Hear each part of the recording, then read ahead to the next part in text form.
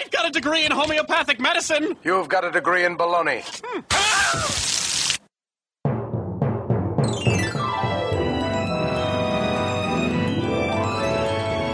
Welcome to the Skeptic Zone, the podcast from Australia for science and reason. Here are your hosts, Richard Saunders and Stefan Sojka. Hello, Richard. Hello, Stefan. You just informed me that this is show 71. 71. I feel so old now. You are old. That's your problem. Oh, no. Don't rub it in. But welcome anyway, Thank you, regardless Stefan. of how old I feel, to episode 71 of The Zone. 71 for the 26th of February, 2010. 2010. 2010. Do you say 2010? I like 2010. I am now. I'm more saying 2010 because it's easier when I'm writing it to remember 2010. That's true. Whatever happened to Swatch time? That's what I want to know. You mean the beat time? Yeah. Because we should be using 2010. It's not 2010. It's 3006 Swatch time or something. Yeah, or it's like 4 billion and something years since the sun lit up. We should be doing that. We should. Just for clarity. Yeah, for the beginning of the sun alighting. All right, so we're here. What's happening? What a great show. We've got an interview with the young Australian skeptics. Not like us, because we're sort of... No, because we're into episode 72. Yeah, that's tomorrow, next week. Next week. Next week. Yeah. The Young Australian Skeptics coming up, followed by a very interesting find. They've unearthed some diaries from Dr. Samuel Hahnemann. They have not. They the have. Dr. Samuel the Hahnemann? guy who invented homeopathy. We're going to be hearing extracts from his diary. Who discovered homeopathy. Or invented it, or no, because he discovered it because it was a true healing energy that was just waiting to be discovered. That's amazing. Very exciting. Exclusive to the Skeptic Zone. His diary. His diary. That's followed by another doctor, but this time a real doctor, Dr. Rachie. And Dr. Rachie reports, and of course the think tank, which you're taking part in this week. I believe I'm just getting ready. I'm just going to have a shower and a shave and everything, and I'll be there whenever it starts. Whenever it starts, you'll be there. I will be. But hey, yes, look, it's been a great couple of weeks for Dr. Stefan Sojka. Has it? Yeah, since I launched Médecins Sans Médecine, it's just been going off. I've been getting calls from all around the world, all the trouble spots, to go and sort them out. It's really? The Facebook page is it's exploding. Wow, that's fantastic. Yeah, and since I introduced the LifeWire a few episodes ago, it's been just going off. I've been getting the production just can't keep up with demand. Really? How many have you made? None. Oh. That's why we can't keep up. That's the phantom audience laughing behind us, actually. But really, none? That's right, but we are going to start producing it. Well, we need a few more orders. Once I've got $1 million worth of pre-orders, I'm going to start production. And as you can see, it's a lot of work to make this thing happen. It is. Check that out. It's I don't want to even touch it. It's just amazing. Our energies. Let's get into it. We better get into it. Let's get into this episode of The Skeptic Zone. Right.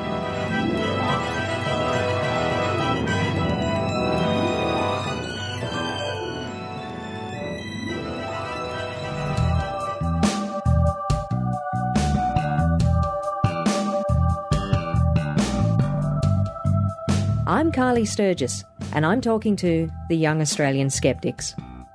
The Young Australian Skeptics website began in November 2008. The YAS team are the creators of a podcast called The Pseudoscientists.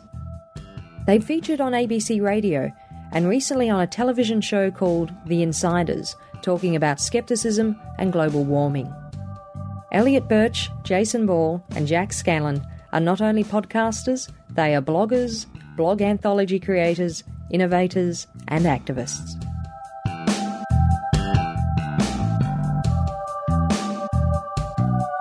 What started the Young Australian Skeptics? Who had the first idea? How did you meet? And what was the goal?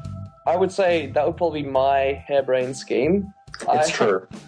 I initially thought of creating the YAS when I was at TAFE, and I realised that a lot of the students and many of the teachers around there weren't thinking critically much, as in there was lots of devout religious people, things like that. There's a massive Indian population where I was going to TAFE, so they're very into their religion, the Indians. It's like the most religious nation in the world, so there's lots of religious people. And the teachers had to be very politically correct, and I thought, I want to make a website where people can speak their mind and follow the evidence rather than, that's pretty much it. And it's quite a significant website. It has quite a few features. What led you to consider making a site that had so many things involved? Initially, that was probably a bit of a mistake. Like, I had a chat room on there at first, things like that, but that was a bit of a waste of time because not many people used it. So I got rid of that. I think the forum was a good idea, as well as the blog. I mean, the blog is where the majority of the content goes through, so that's definitely the most important part of the site. Then the forum, people who are sort of a bit more involved with the blog tend to jump on the forums and have a chat, which is good. And obviously the podcast is like something that draws in a lot of traffic for us and makes us popular and famous on the internet. Yeah. Now, the Pseudoscientist podcast completed its first season in 2009. What's the experience been like? Well, it's been pretty fun, I suppose. It's been generally fun. Oh, sound enthusiastic, Jack. Yes. What led you to join, for example? Well, Elliot approached me online, like the stalker is. No, I'm kidding. Jack's a famous YouTube celebrity, so that's why we got him on board. Not really. I'm not famous. I just joined because Elliot was creating this good sort of new skeptical community based around young Australian skeptics, hence the name. And I just thought it'd be a good idea to get involved. At the time you were a high school student, were you familiar with podcasts before? I was. I'd actually listened to quite a few podcasts before then. I think everybody the first one they listened to is The Skeptic's Guide to the Universe. So it's pretty pointless to mention them because that's a given. I'd also listened to the Geologic podcast, which you're a big fan of, Kylie. Oh, I think everyone is, yes. Yes, they are. And yeah, so I was pretty into skeptical podcasting before I started getting involved with the pseudoscientists. So what led you as a group, Elliot, Jason and Jack, to think, right, this is a niche that needs to be filled? Well, as I stated originally, I sort of wanted to help out young people and help them think critically because I wasn't a critical thinker until about 2 years ago. So I started reading lots of books. I've read a lot of Richard Dawkins novels and things like that. And I guess it sort of awakened me because before that I was into a bit of alternate sort of stuff. Like I wasn't a believer, but I didn't think it was wrong or anything. So it was... I mean, that's probably why I sort of wanted to make it, and that's why I got involved anyway. The podcast in itself, I mean, like Jason and Jack and we sort of got together and started this thing up, and obviously Darley and Alistair, we all sort of met at the Victorian Skeptics Cafe sort of thing, and Jason and I did talks there as well, and we just sort of were on the same page, and we wanted to make a podcast which sort of appealed to the younger audience, and we could help people sort of and keep it as a sort of an educational resource for young people, and while still entertaining them and not being daggy. Yeah. For me, like, it was actually podcasts that got me so ingrained in the movement. Like, I kind of felt alone with my worldview as a skeptic and an atheist. Like, a lot of my friends weren't really the types of people who wanted to talk about those issues. So, like, just listening to episodes of Point of Inquiry in particular over and over again and listening to SGU every week, I just loved hearing the conversations about science, religion, and pseudoscience between intelligent people, and I learnt so much from it. And because I wasn't really having these types of conversations with many people my age, I was really hanging to hear something like that from younger people. And when I got going to the skeptics and atheist meetups, I got introduced to Elliot, and I thought, if content from younger people is what I'd be interested in hearing, surely there's, other people out there who would be interested in that. So we just decided to go for it and see how it went. Yeah, I mean, like, I got to agree with you there. I mean, I got a lot of inspiration from things like the Amateur Scientist podcast and obviously Geologic podcast. Like, George Hrab is funny, talented, and just amazingly cool. So, I mean, like, we got a lot of inspiration from those guys. We wanted to keep it funny and, like, lighthearted while sort of go for the hard-hitting sort of stuff as well. I mean, there's not many podcasts out there that are for young people specifically.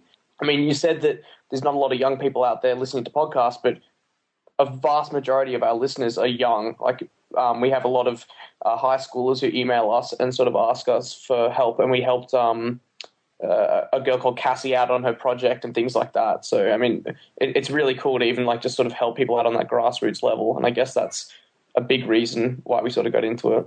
Yeah, the thing is that you have to ask whether podcasting podcasting as a medium doesn't attract young people, or that young people aren't attracted to the medium because there isn't that content for the young people. So I suppose there are quite a number of young people in the movement, probably more. The young people I'm talking about is probably like undergraduate university students as like the lowest age. You don't really find that many high school students. Those younger people in university will listen to all the normal skeptical podcasts. Like skepticism on the internet isn't restricted to old men with beards like you'll find in a lot of the skeptic meetup groups, especially the older ones that have been around for a while. There is a niche to be filled with podcasts filled with younger people bringing skeptical content from a more youth perspective, which I suppose, it is one of the reasons why we decided to do a podcast.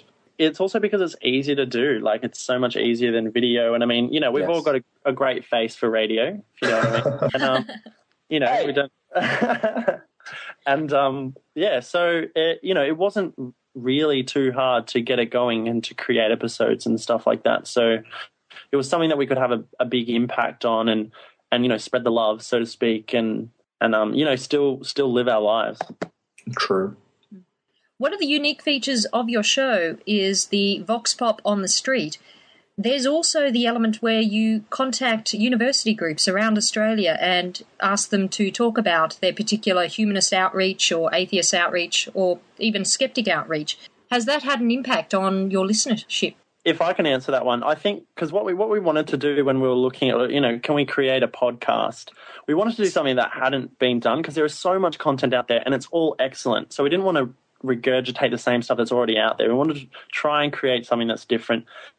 And with the On the Street segment, what we thought, like the rationale behind that was that a lot of people in the skeptical movement are kind of in their own world. Like they sort of, it's a lot of in-jokes and talking to other people who are also in the skeptical movement. So we thought it'd be kind of good to kind of expand outside of that and actually hear what the general population and general attitudes of young people are towards these issues that we care so much about. Specifically, like On the Street, I mean, Jason was all on campus. That was him. Like that was his idea and his work. Like he did everything with that, and that was an awesome idea. And it really helped us out because it really sort of put us in contact with people all over Australia who really wanted to be part of a youth sort of based movement in skepticism.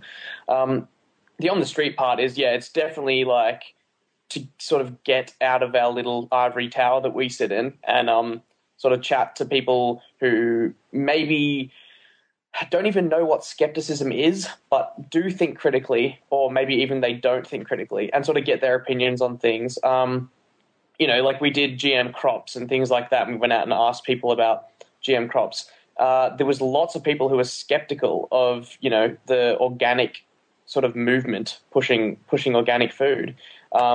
So, I mean, that was really interesting. I didn't expect that. So, I mean, that's sort of things that we go out and do. It's by no means scientific, but we just wanted to sort of get that sort of perspective, and we thought it would be good listening.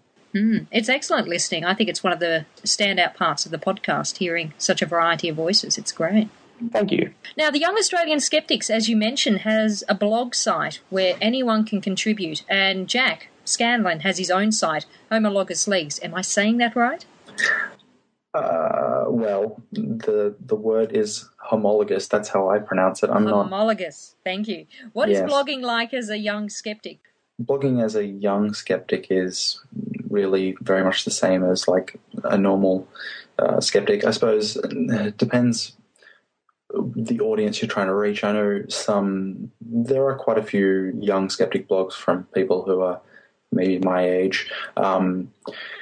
But so that they don't necessarily have the audience that the author is. Like that, they don't write for young people. They're just trying to fit into that sort of blogging skeptical movement of lots of various blogs on news items and covering skeptical topics and stuff like that. So it's not really that much different being a young skeptical blogger.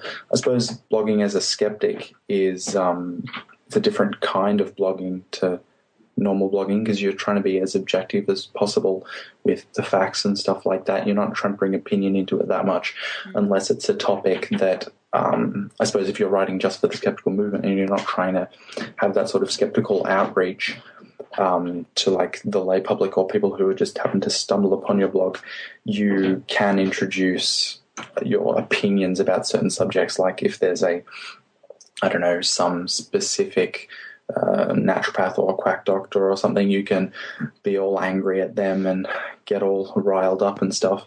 And if someone in the general public or a naturopath or something happened upon that, they would say that that's like ad hominem attacks and stuff. But if you're blogging within that movement, you can take the liberty to be opinionated, I suppose. So you get the best of both worlds in a way.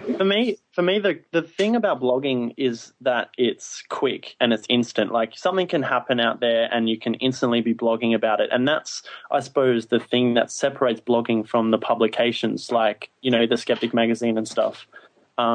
Which, they've actually got a lot of benefits as well, because that's a lot more, it's got a lot more review and it's heavily edited and the articles are definitely of probably better quality in published magazines. And so it's kind of like there was that amazing article by Daniel Loxton in Skeptical Inquirer. I don't know if you read it, Carly, about, Skepticism 2.0 and the changing face of the movement and how a lot of skeptics these days aren't really involved in organizations and they actually come to skepticism through, blogs and podcasts and that sort of stuff, as opposed to reading books or subscribing to magazines. And, the thing is that, with our blog, it's got some level of peer review. Like we do definitely look over the articles before we publish them and stuff, but yes, there can be a criticism sometimes that, they're less, and especially because they're written by young people, that they're less polished and they're of, not as great quality like the works of Carl Sagan or Richard Dawkins or someone, which would be actually probably a better resource for a first-time skeptic to get involved with. So I think one of the things that we need to keep in mind is that we need to keep directing people to organisations like the Australian Skeptics and directing people to magazines like Skeptical Inquirer and, the writings of certain works. And that's one of the reasons why we had the book review segment on our podcast was, we wanted to keep it rooted and make people who are new to skepticism understand the sort of history of it as well. Just to sort of give my input on that, I think one of the things that sort of sets the YAS apart from just like a general skepticism blog that has nothing to do with young people is there's a lot. I think it's more the humor.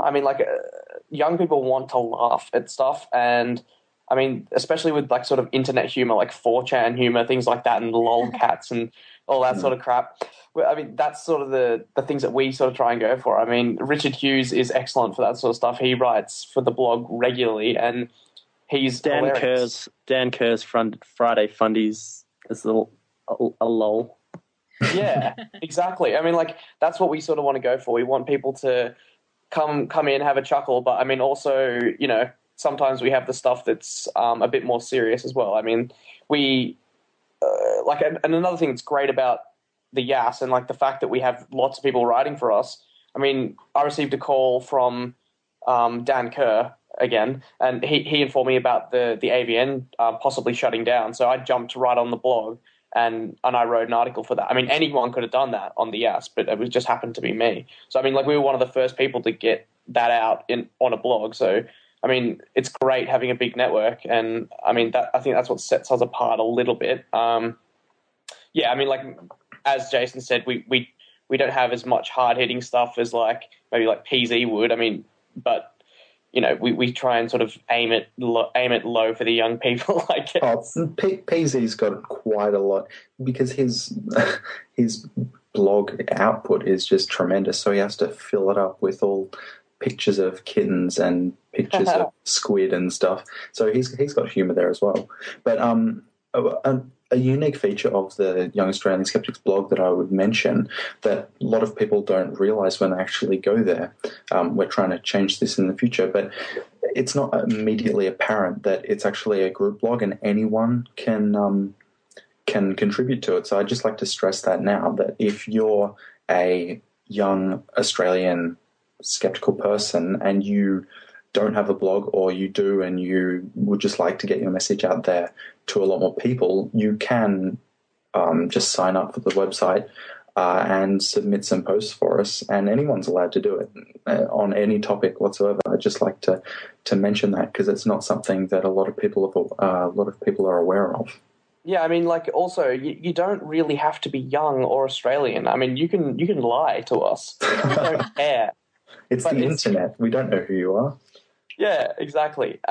So, I mean, anyone can write for us, and that's the main thing. I mean, we've had theists write their sort of opinions, and that's what we want to get across. I mean, a lot of like theists and true believers will pop up on the blog and comment on certain articles. Like, we had a lot of stuff from the 9/11 truthers when Richard did I think it was Richard. Yeah, Richard did a bit of an article on the Tower 7. So we had lots of truthers come in and bombard us. And I mean, like, they would have been welcome to write anything they want on the blog. I mean, just be aware that you may get pwned.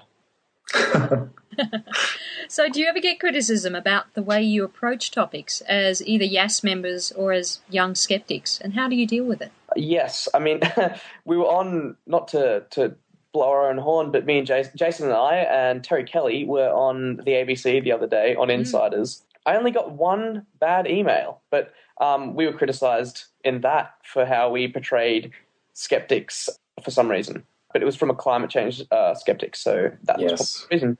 But that's pretty much the only sort of time that we've really had it. I mean, we've had various emails from crazy people. These people are pretty, like true believers, believe in anything, email us ranting like big blocks of text. So, I mean, that's pretty much the only time. But we've never had anyone say, I think you did a really bad job here, or anything like that. So it's been pretty good. Those emails are usually in all caps. But I did have a feeling that we would get criticised for the amount that we're just dicking around, you know. But really, we really haven't. Because nobody seriously listens to the podcast or read the blog for anything substantial, so they don't expect anything. That's so sad, Jack. Come on, be honest. If people want to, a serious podcast where we take issues a little bit more seriously, there's content out there that they can listen to, like the Skeptic Zone podcast, perchance. Don't listen to the pseudoscientists, okay?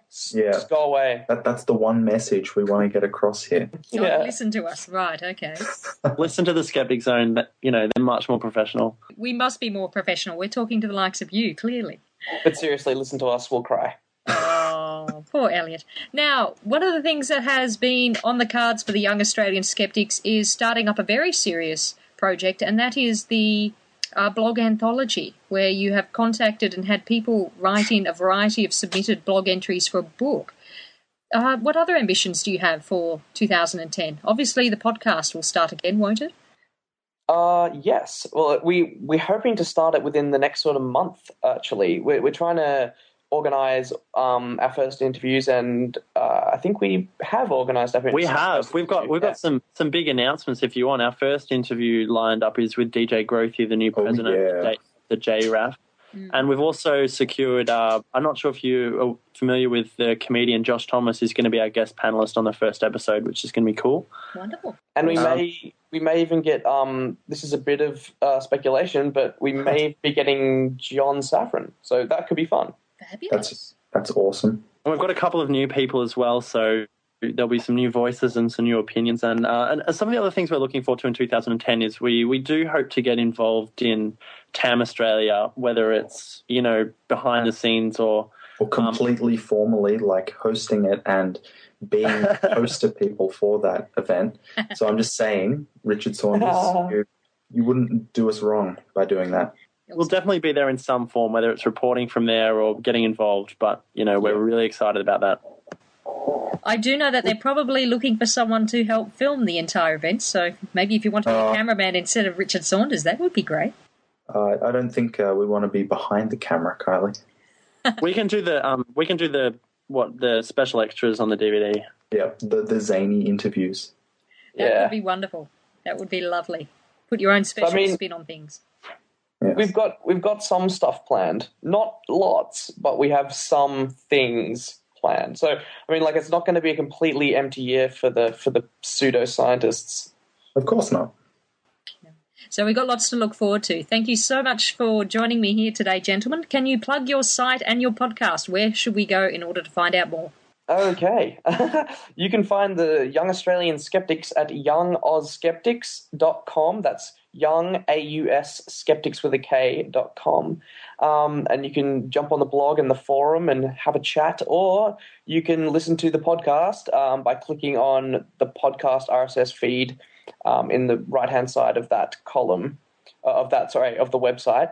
You can also get the feed directly by going to youngozskeptics.com/podcast/feed, and then you'll be directly hooked up to it like the heroin that it is. Yes. I also have a blog, but I don't know if I should plug it here. Yes, you should. Go for it. Yes. As Kylie said, well, tried to say, it's called Homologous Legs, and the URL is www.naontiotummy.com, but I will spell that out because you will have no idea of how to spell that. It's naontiotummy.com, and that's my personal blog where I talk about evolution and creationism and intelligent design and stuff like that. So check that out if you feel like it. I don't have anything. Yeah, you do. You have a Twitter feed. I just got Twitter. Oh, well done, Jason. Welcome to 2010. Thank you. Thank you, Kylie. You can follow me. My name is Jason Ball 88. So, follow. Can we all plug our Twitters, or is that illegal? No, go right ahead. People can follow Elliot and Jack on where? Well, you can follow me at Skelliot. That's just twitter.com/Skelliot. Or the Young Australian Skeptics at Young Oz Skeptic, no S on the end, because it wouldn't fit. So don't blame me, blame Twitter. And Jack is at? And I'm Naontiotummy at NAONTIOTAMI. Wonderful. So we'll be listening to you all in 2010, and thank you so much for joining me here. A pleasure. Thank you, Kylie. Keep up the good work with the Skeptic Zone. We love it. Oh, thank you.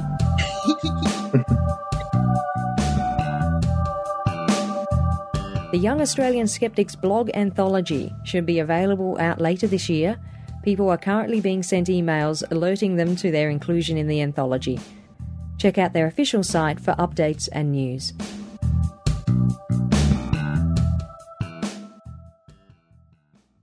This is Brian Dunning from Skeptoid.com. In an amazingly rare discovery, archaeologists working in Germany have unearthed a hitherto unknown volume of the diary of Dr. Samuel Hahnemann, the creator of homeopathy. This diary dates back to 1798. In light of the recent UK government committee's recommendation that funding for homeopathy be discontinued, we thought it might be appropriate to hear the words of the great man himself.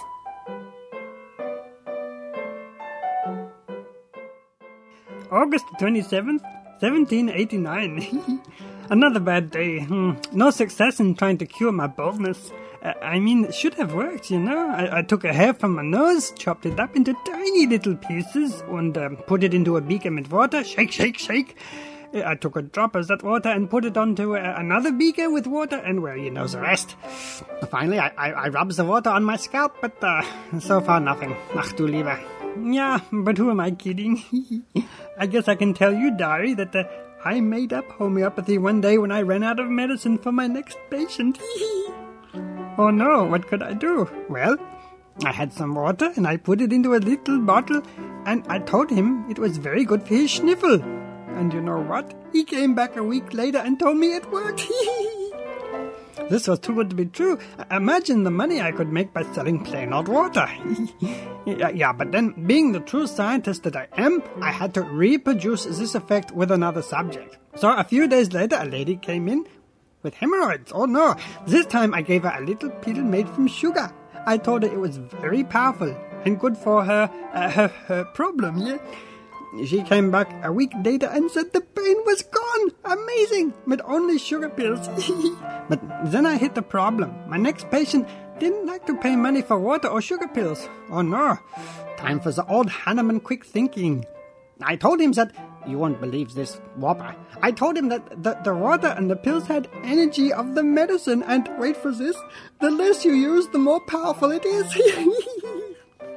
Yeah, it was all a joke, but it worked again and again. I made a fortune. I even wrote these crazy things in a book, and before I knew it, other people were doing the same thing. Well, I know that one day soon I'll have to come clean. I mean, how long can it go on before I'm found out? Oh well, until then I'll keep making money from selling water.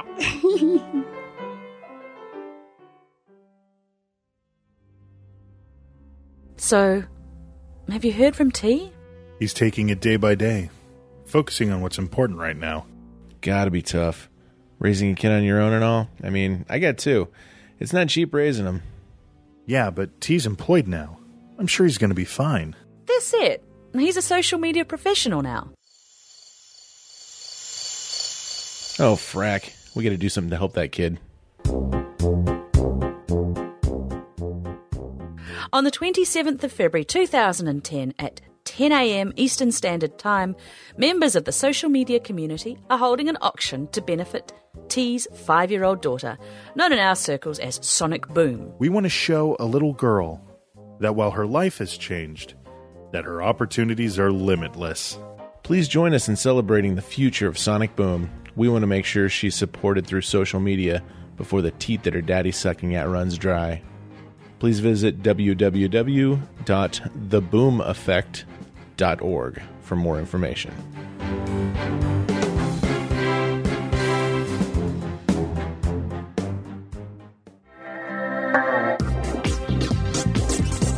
Now it's time for Dr. Rachie Reports with Dr. Rachael Dunlop. So for people that follow me on Twitter, some of you may have noticed last week I tweeted a conversation I had with my mum about some interesting developments in my parents' house, and I've got my dad on the phone to discuss these in a little bit more detail. Hello, Moose. Hiya, Rach.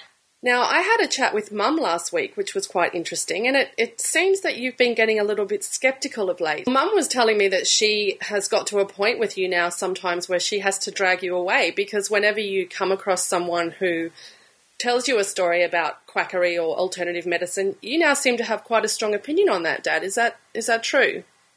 I wouldn't say she has to drag me away. But, I think I've always been sceptical about some things, but I think the longer you live, and the more information you gain on certain processes, and also in areas of snake oil and other things, you become particularly sceptical, perhaps a little more vocal about them, because many of them are a complete waste of time.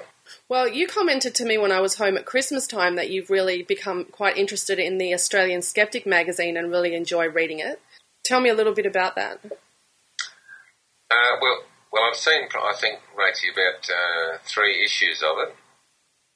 It appears to be particularly well researched by highly qualified people.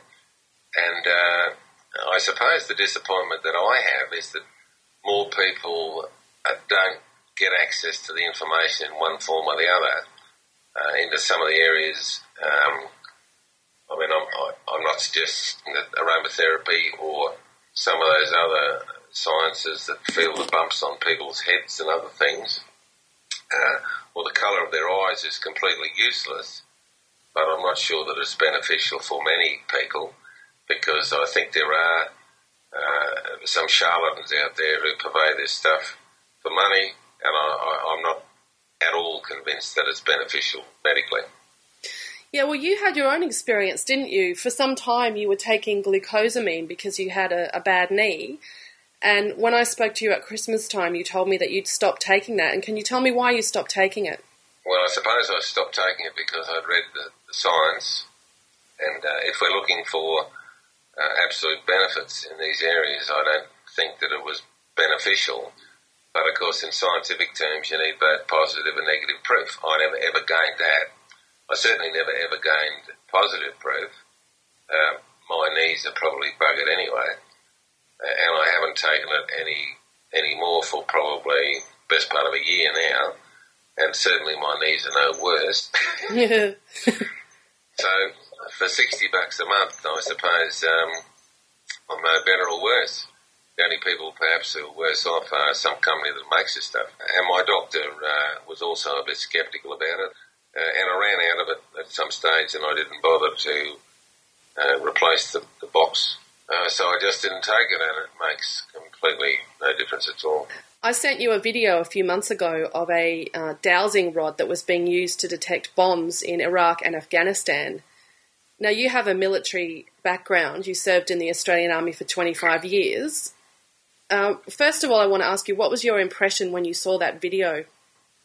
Oh, well, that is... that's snake oil sellers at the highest level, isn't it? Not only at the highest level, but somebody has convinced what would seem to me to be a whole organisation which ought to be bulletproof in those departments to buy something, and we're not talking about insignificant amounts of money here, buy hundreds of these things at I think $40,000 a copy that do absolutely nothing. I suppose, without putting too strong a slant on it, I was appalled. I was appalled that the British, I think it was MOD, bought all these copies of these things or these machines that were supposed to do something, which had been demonstrated in Britain, and as a consequence, a big order had been put in. This fellow had made all these things, and they do absolutely nothing. It was a great con job by someone for a lot of money, and some idiot bought the principle. I also bought you a copy of The Men Who Stare at Goats for Christmas, and you've since read that. And can you give me some feeling about the sort of trickery that, the Americans came under as outlined in that book? Yeah, that was a very interesting book. I mean, not only about that someone would convince a whole organisation like the American military, or at least parts of it, that it was possible to stare at individuals and kill them, among other silly things that they toyed with. I mean, it's almost as if they'd watched too many copies of the X-Files, or someone had, and believed some of the stuff that you're seeing on television that purports to be real. Well, if you can believe what that fellow wrote, and his evidence appears to be, he's named people, and no one's ever refuted what he said. That organisations like the whole defence machinery, or parts of them in the United States, imagine, for example, that they can walk through walls if they put their minds to it. Even Einstein realised that probably wasn't possible. That's a long time ago. But somehow the American military thought they could perhaps do that. We should never perhaps think that there aren't new horizons that we can deal with. But God, to think that someone with a molecular mass like we have can walk through a wall simply by mind control, we've got a long way to go there. And also, if you want to extend that to think that someone can kill people by looking at them, God, it's just... after the event, we say, for God's sake, what were you thinking? And that's what it's about. Someone has got very persuasive powers to convince people to pursue these sorts of pursuits, and it costs a hell of a lot of money for absolutely no gain for humanity, or in fact for the military for that matter, and it's just a complete waste of money, the whole exercise. Well, in your career in the Australian Army, you served for 25 years and you were an officer, and you retired as a lieutenant colonel, so you were a very high-ranking officer when you left. Is there any training in critical thinking that you got in those 25 years of being in the Australian Army? Well, I hope so. I hope we look at all things in a critical sense. We have been blessed with some brilliant decisions, as recently as the Tiger helicopters and other things that were never ever going to work. In fact, a long time ago, the military, and I don't think there was any thought process that you could put in a box other than stupidity, but the military, the Army, bought a great heap of trailers for prime movers and found out they wouldn't fit the trucks. Now, I don't know whether someone thought that Feng Shui would come in there. But We do make some silly decisions, but I hope to God we never ever get into that area of snake oil or some bloke going around with a carpet bag trying to sell something that is never ever going to work. It's just crazy. So in your time serving in the Australian Army, did you ever come across anything as preposterous as the dowsing rods in Iraq and Afghanistan, or, did you ever stare at a goat? Did you come across anything like that? I've stared at heaps of goats. I've also looked at lots of gooses too. But in some cases, they were always my superiors. But I hope that we have our feet firmly on the ground, at least in this country, to work out what is useful and worth, some scientific investigation, as opposed to some of the stuff that's completely off the planet. And I would, dowsing rods, Vega machines, chiropractors, shark, cartilage, the whole box and dice of that stuff. We've just got to hope that the scientific people of this world look at those things critically and look for evidence-based outcomes. And if there's no evidence there, either positive or negative, we just shouldn't pursue them. And the sad thing about it is that the government doesn't appear to want to come on board and say, this is snake oil, be careful of it. Mm. Well, that's really what the Australian skeptics are here to do, isn't it? Because we really do the government's job for them in many cases. Not just the Australian skeptics, the skeptical community. You're probably a good example to our listeners of, I suppose not really you can teach an old dog new tricks, but you can sort of refine your experiences, and it's never too late to become a skeptic, is it? Well, it isn't, and it is never too late to question anything that goes on in life, and certainly some of the things which are sold and portrayed as being beneficial ought to be outed, and I would certainly recommend the Skeptics magazine, which I think is a really good production and appears to be very measured in its responses, and I reckon it's really good. Well, thanks, Moose, for joining us today on the Skeptic Zone. Thanks, Rach. Eran.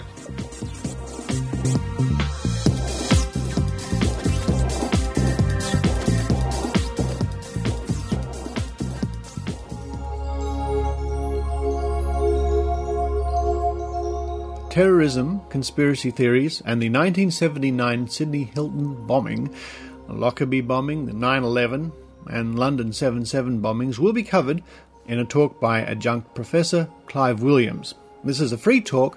It's going to be held in the ACT here in Australia, the Australian Capital Territory, Monday the 15th of March 2010, 6 p.m.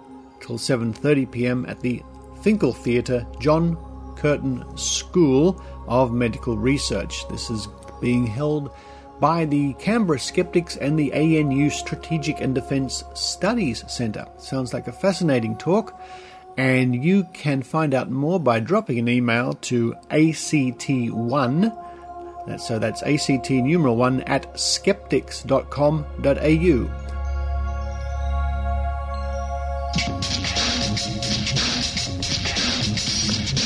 This is Desiree, host of Canadian radio show Skeptically Speaking. For those of you that don't know, Canada's quite similar to Australia. People know us primarily for our weather and our beer, and we have a queen, just like you do. Same one as you do, actually. We also have mythical monsters, and people who think they have psychic abilities, and people who think that vaccinations are bad for you. So keep listening to the Skeptic Zone, and know that we're all in this together. Join us now for Drinking Skeptically in the Think Tank. And welcome to the Think Tank. And we're not in our club down the street this time. We're actually visiting our good friend Dianne. Hello, Dianne. Hi, Richard. You're sitting on a little chair. I know. I'm even smaller than I usually am. You are. Thank you so much for having us over. That's no problem at all. We've all had a lovely dinner. Oh, scrumptious. Scrumptious. Hello, Stefan. Welcome to the Think Tank. Hello, it's great to be here. Bit of a trek from the introduction studio to here, but it is, I know. I'm here. And hello to Joanne Benhamu. Hi, Richard. How are you? I'm very well. Eran Segev. Hello, Richard. And Dr. Rachie. Hello, Richard. Hello. What's this hilarious voice you have today? Oh, I'm just so happy to be here. I really am. Now, this has been a huge week. Again, another huge week in skepticism. Dr. Rachel, let's kick off straight away with the big announcement. And has everybody got one of these ready? In fact, we're just passing around some party poppers. Rachie, what was the big announcement? The big announcement was that a UK government committee recommended that public funds in the UK should be pulled from homeopathy. Oh, it's gone in my drink. Oh, don't worry. It was worth it. Just dilute it, you'll be fine. Who's going to clean that up? Smell the gunpowder. That's good. Dianne. Well, that's exciting news. What more can you tell us about that? This was a finding that was handed down on Monday at about 10 p.m. Australian time, which was it was 11 a.m. London time, and it was the results of a what's known as an evidence check in the United Kingdom, and it was conducted by the House of Commons Science and Technology Committee. And basically what they do is if there's a modality that's being funded by the UK government, they will routinely do what they call evidence checks to make sure that the current evidence is in support of continuing to fund such healthcare. So they did this with homeopathy. The report was handed down, as I said, at 10 p.m. Sydney time on Monday. And some of the things that they reported included that the UK National Health Service should cease funding homeopathy. Yes. That they recommended no further clinical trials of homeopathy based on the evidence that they'd seen. The explanations for why homeopathy works are, quote, scientifically implausible. It just gets better and better, doesn't it? And the committee viewed homeopathy as a placebo. You scared the cat. Can I ask a couple of questions about this? Yeah. First of all, if there's this law that the evidence is supposed to be reviewed for funding to be continued, how did it start in the first place? That's exactly what I was going to say. Well, I don't know any details about that. That's actually amazing. And the other, I'll probably point out more than question, the fact that it's quite significant that they said no further clinical studies because it's so obviously considered the evidence to be so overwhelmingly against it ever being proven to work. That's a pretty big call, isn't it? Well, I think that the point of that too is that they've said that the explanations are scientifically implausible. So there's really no point that they can see in investing any more money in it. I mean, the guy who's sort of at the head of the Science and Technology Committee, he said that in our view, the systematic reviews and meta-analyses conclusively demonstrate that homeopathic products perform no better than placebos. But that's obviously a demonstration of the failure of science. Oh, it's Dr. Stefan Sojka. Are you biased in any way? That's what the Homeopathy League are going to say, isn't it? They're going to say this is just proof of the conspiracy and the failure of science. Well, the New Zealand woman quoted on our show, or the little bit of audio I played last week on the show, said the homeopath, we're waiting for science to catch up. Exactly. They trot out the same stuff every time. It never changes. You know what? But it's not going to convince them. But so what? It's not just not going to be funded. That's right, and that's the main point. And I'm actually wondering, there is actually in London a homeopathic hospital. There are four. There are several. And they all rely heavily on NHS funding. Oh, absolutely. There were 5 homeopathic hospitals, and one, which was in Kent, closed down in 2009 because it lost its NHS funding. Okay. So the future of the remaining 4, if this is actually taken on board by the government, this is a recommendation by this committee, it hasn't been taken on board yet, then the future of those other 4 is grim. Well, if anybody's looking for a cheap hospital in London, I think there's 4 for sale very soon. They'll be coming up soon. Start scoping it out. Unfortunately, the only device... It's a hotel with a pool. The only therapeutic devices are the taps. But the interesting thing about this process was that during the evidence check, they obviously asked homeopaths to come in and present evidence. And of course, our listeners would remember that Boots have come under some fire of late, with being the target of the 1023 campaign. And the professional standards director for Boots, he gave evidence at the evidence check. His name's Paul Bennett. And what's been now known as a huge foot in mouth, he actually said during the evidence check that there is certainly a consumer demand for these products, but I have no evidence to suggest they are efficacious. So basically, he came out and said, yeah, they don't work, but people want them, People like don't tell anyone. Which is pretty much what most pharmacists say when you go in there and question why they're selling ear candles or anything else. People want them. Yeah. No. What we'll play now is actually a little clip that was played here on our national broadcast of the ABC, the TV news, because news of this is filtered at least to the ABC News. So I'll play this little clip now, and then we can discuss why it's such a fail. Tens, if not hundreds of thousands of Australians swear by homeopathic treatments and their health funds pay for them. But are they all being hoodwinked? A British parliamentary report has labelled homeopathy as scientifically implausible. But that's a conclusion being strongly challenged by Australian homeopaths. Homeopathy is a natural therapy where an active ingredient is diluted again and again until there's very little of the original substance left.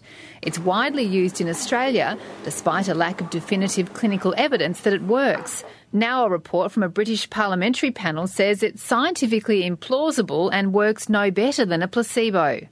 The Science and Technology Committee says homeopathic products are not medicines and should no longer be licensed by the publicly funded National Health Service.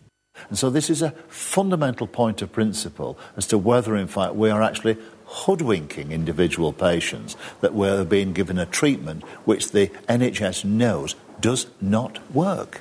Australian homeopaths say the committee was biased and only considered one kind of scientific evidence. They also disregarded a lot of the studies that have been done where homeopathy came out very well, including studies of thousands of people in hospitals. In Australia, homeopathy isn't covered on Medicare, but most health funds reimburse their members for visits to registered homeopathic practitioners. You need to be registered with ARO, the Australian Register of Homeopaths, and because not only does that show that you've met the government-endorsed competency standards, but also that you have the adequate indemnity insurance and that you have up-to-date first aid and all those other requirements. The health insurance industry says it will continue to support homeopathy, and it's up to individual funds to decide which treatments they fund. Sophie Scott, ABC News. So, yes. I also swear at homeopathy. Yes. Now, the voices you heard in there, apart from the reporters, were Phil Willis from the Scientific Committee in the UK, and the homeopath was Michelle Hookham from the Australian Homeopathic Association. Is that Hook with a C? Yeah, Hook with a K. Oh, no, Hook with a C at the beginning. Cook. Sorry. My bell. No, can't cut that out. But right off the bat, what the reporter said, and we all had a bit of a chuckle or a fail at it, was that she started off with an error. Homeopathic medicine is made from herbs and it's very diluted. Yeah. I mean, sure, it might be originally made from herbs, but there's nothing in it by the time it gets on the shelf. Well, as I strongly suspect, a lot of it, what you buy in the chemist, doesn't even start life in that. It's just simply popped out of the tap. What do you mean, Richard? Yeah. Of course, there's a long line of short people banging it on a little. Oh, absolutely. But she also said there's no definitive evidence that it worked, which is actually not true. There is definitive evidence that it doesn't work. But she also said that the committee only looked at one kind of scientific evidence. I don't think you laughed during that, Eran. Why did you laugh during that? Only one kind of science. It was not a joke, I tell you. It was the kind of scientific evidence that doesn't support their claims. That's the kind they don't like. Yeah. And well, the homeopath had the whole second part, didn't she? Pretty much. Yeah, she had more. Not only that, but at the beginning, the newsreader started off with tens, if not hundreds of thousands of people rely on it. And I'm thinking, if someone said, how much money have you got? Oh, tens, if not hundreds of thousands of dollars. So how much money have you got? How many people actually use it? Tens, if not hundreds of thousands. And where did they get that from? The homeopath. That's right. Yeah. You know, most of Australia uses it. Billions of people use it. Billions, in fact. But I mean, this is relevant for Australia because, as our listeners who are regular listeners would know, we've been having an ongoing fight with Homeopathy Plus, Richard. Oh, yes. Which is a website run by Fran Sheffield, who's a homeopath here. Yes. And if you recall, they were told by the Therapeutic Goods Administration a number of weeks ago to place a retraction on their website because they were saying that homeopathic immunisation was as good as conventional vaccination. Absolutely. Now, listeners who have a bit of spare time on the internet perhaps might like to make... Our listeners, spare time.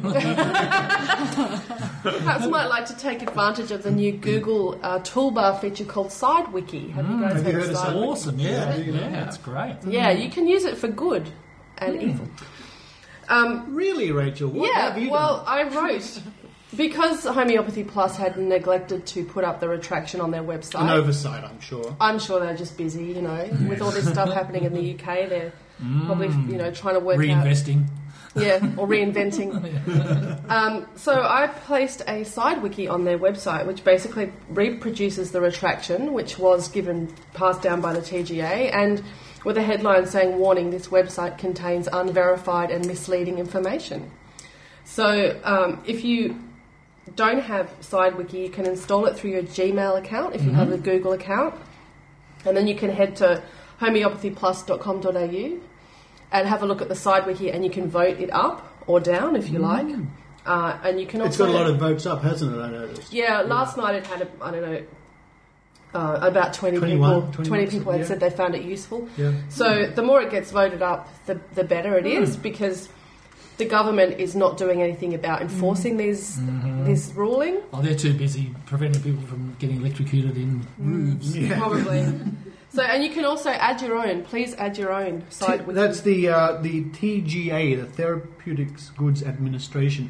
What else could we say? TGA. I was just thinking of that. Yeah? Totally glacial. Absent. Something beginning with A. Never mind. Yeah. Aromatherapy. Aromatherapy, there you go.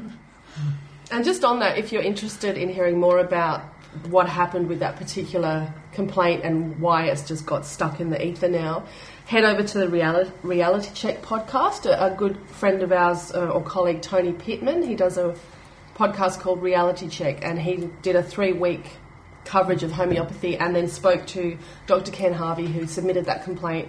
And I think next week he's going to talk to the minister who's in charge of the regulations surrounding that stuff. So that would be really interesting. I'll be listening in for that. That should be very interesting. You know, can I just say, though, before we change the topic, the thing that's been really funny about this whole incident in the UK is the way that the homeopaths are sticking their fingers in their ears and going, la, la, la, la, la, la, la. And I just wonder... It's not happening. I wonder how long they can keep doing that, you know? And they're still posting up scientific papers that they claim support homeopathy. And Well, the Homeopathy Plus. Homeopathy Plus. Let's talk about that, Joe. You saw that, Eran? No. The Holocaust? Their little escapade yesterday, which I'll explain now as Eran looks increasingly gobsmacked. You ain't seen nothing yet.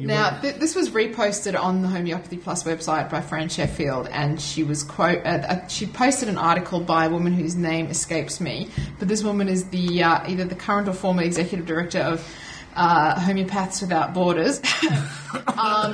She's your direct competition. Yes, and the former or current director of one of the homeopathic hospitals in the UK.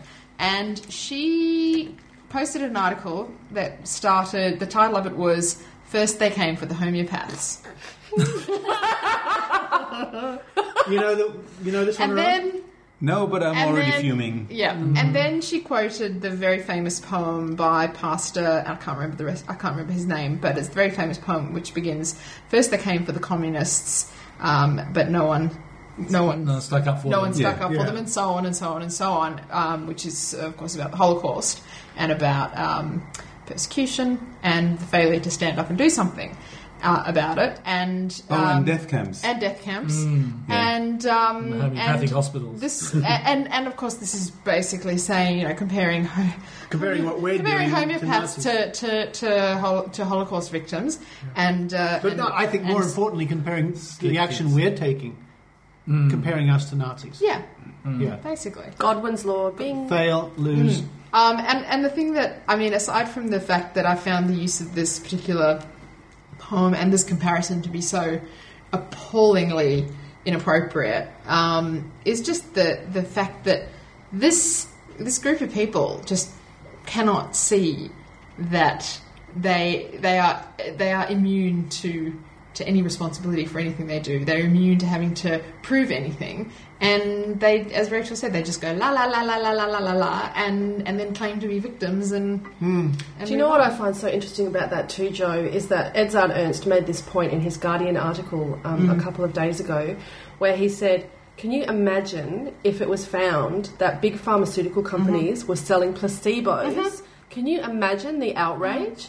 Now, led by the med lobby. And basically that's what's happened in reverse. It's been demonstrated unequivocally that what they are doing is placebo. And all they keep doing is keep moving the goalposts, twisting the reasons, trying to change the explanations. It's Merck, so hypocritical. just think of what happened with Merck and Vioxx. Vioxx is an amazing medication. It's extremely useful for a lot of things. It has some risks that comes with. And a lot of people are suffering now because Merck pulled them from the market. In fact, there are a lot of doctors that are actually still giving it off-label just because that's the only thing that helps those patients. And there are contraindications and all kinds of risks. But, it was just pulled from the market, not because it wasn't good enough, because it was used...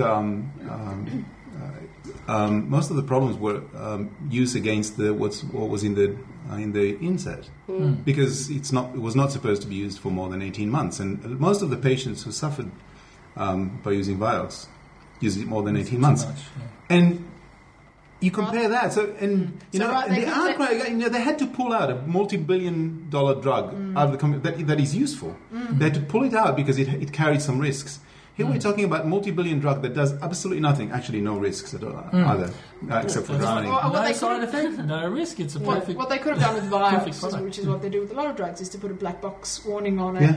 But instead, because of the controversy and the fact that they did mishandle the way they should have actually presented the risks, this is the result. But instead, with homeopaths, they just continue to ignore their own efforts. And can I also just say that I think the media has been absolutely embarrassing in some cases surrounding this issue. I don't know if you guys saw the BBC clip which Ben Goldacre posted today, which was they've dug up a woman who says homeopathy cured her brain cancer.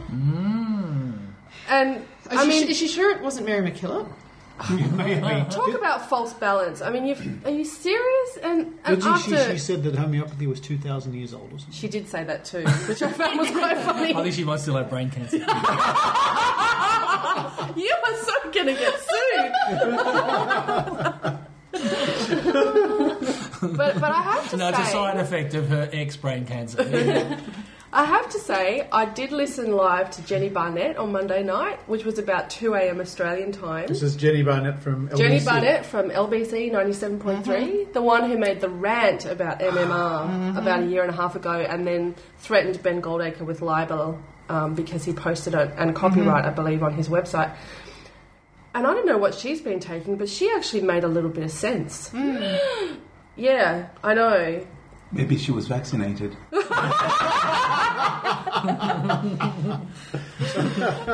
can't follow that. She's coming like autistic like Rain Man. Well, this has been one of the most interesting times, the last weeks really, with all this news, and especially this UK committee. And it's the fun's just starting. I think it's almost a bit of a domino theory House of Cards thing going on around the world at the moment. Because there's a lot of things are tipping the scales towards reason and stuff in a lot of different areas. I had a meeting today with Choice Magazine.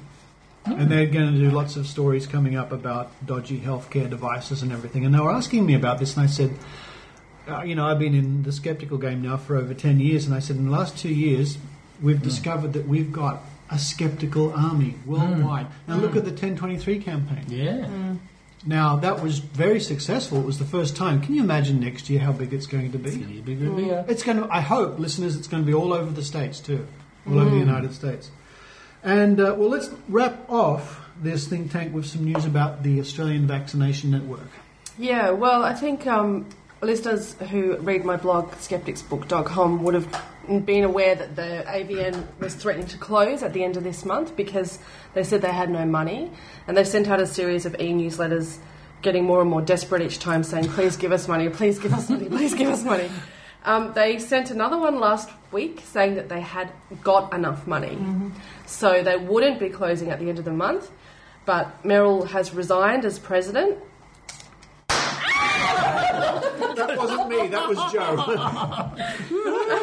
That was Joe. I was just waiting Actually, for something like this, it's not party poppers. We should be we should be a stick of dynamite. You can do that at the club. Dianne says not in her house.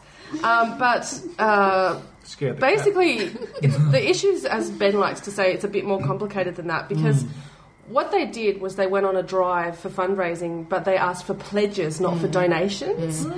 And so she sent an email saying, "Victory, the AVN saved." But if you read the text, and this is like a lot of things Merrill writes, it's misleading. She says, I know, it's surprising. Who'd have thunk it? Who'd have thunk it, indeed. But basically she says that they've achieved 75% of the amount of money that they wanted via pledges. Now that means that people still have to actually cough up the cash. Yes, they won't. It's kind of like a telethon. Yeah, it's like one of those telethons where people ring up and say, "I'll give $5," and then you spend... So basically she's got money for about 9 months.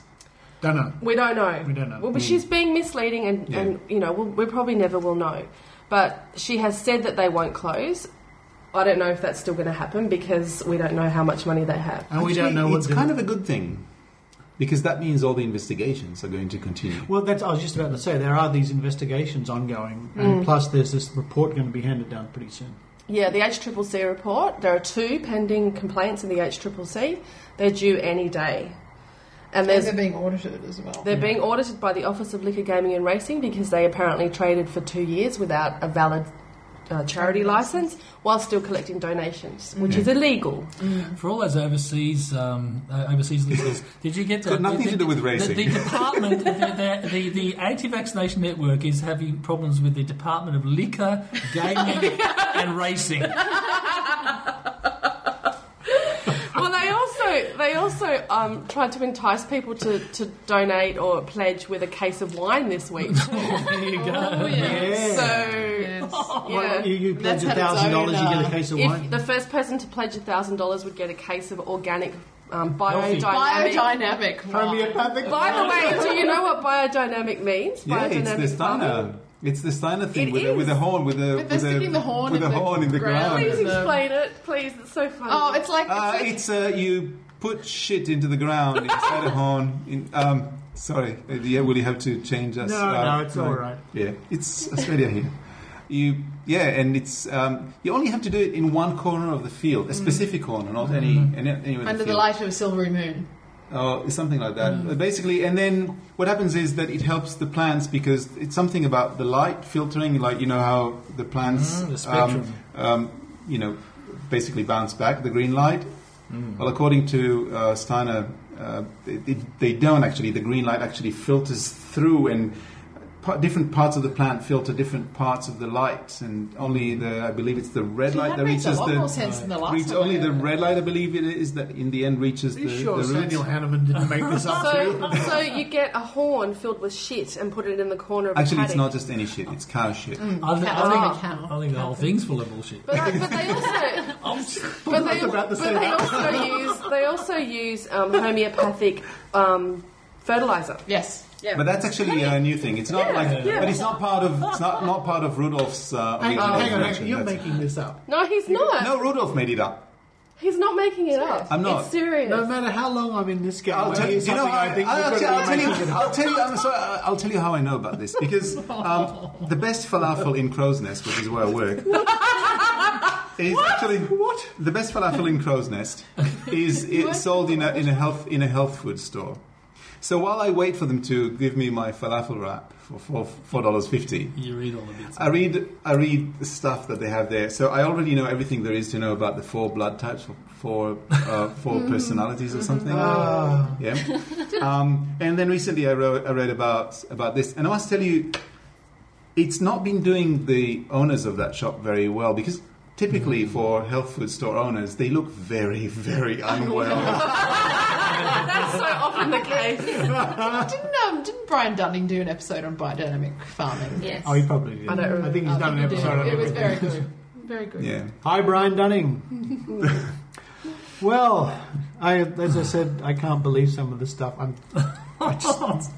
don't know what's the mind boggles. Stefan, I think I'd rather believe in doctors without medicine. Yes, medicine, some medicine, and as the anti-vaccination network said, we need a lot of money too. So please send pledge. All you don't have to donate, just pledge. Wine and money. That's all. That's all I'm asking for. Wine and money. Biodynamic wine. Thank you, Stefan, and I'll see you in a moment to wrap the show up. I've just got to get in the car and go to the other studio, but yeah, I'll see you shortly. We'll do that. Joe Benhamu, thank you. Thank you, Richard. Eran Segev. Thanks, Richard. Dianne, thank you so much for letting us come over and party poppers in your room, in your house, scaring your cat. Yeah, poor cat. Oh no! I did that. And Dr. Rachie, as ever, thank you once again, of course. Thank you, Richard. And until next time, cheers, everybody. Yay!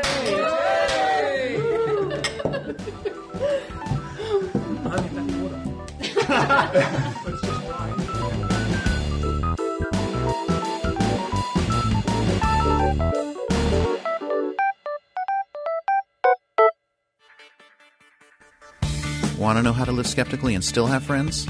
Well, so do I. Join me for Actually Speaking, a new podcast that explores the human side of skepticism. We'll set the science aside and discuss familiar skeptical topics from an interpersonal perspective. Along the way, we'll highlight specific social and communication skills needed to promote critical thinking. Scientific facts are only part of the equation. Let's take an extra step and learn how to share that knowledge effectively.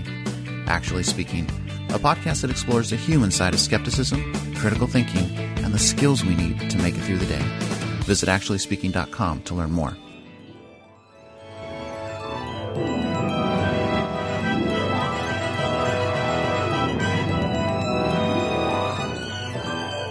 Richard, another show, episode 71 of The Zone is almost over. Almost. Thank you for taking part in the think tank. Wasn't it amazing? It was. That was one of the best. I can't believe all the things that I will say when we pre-record later. Yes, that's right. It's going to be amazing. That's the peanut gallery laughing behind us over there. They haven't left, have they? They haven't left, and I think they're still here. Pick up your stuff and get the hell out of here so we can close the show. They're all still here from the tank. I can't believe it. But anyway, Stefan, what a great episode that was. And I hope that you will be downloading episode 72 next week. I will. And any ideas of what's going to be happening next week? Not a clue. Teasers? Not a clue. Not a clue. Well, let's just wait and see. That's the exciting part. I need to be psychic to know that. Oh, yes. Well, let's get on with it. Closing the show, that is. Let's do that again.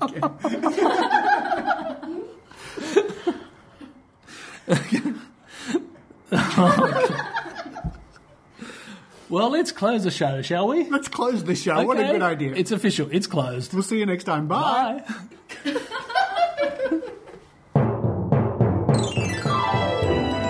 You've been listening to The Skeptic Zone. Visit our website at www.skepticzone.tv for comments, contacts, and extra video reports. The Skeptic Zone.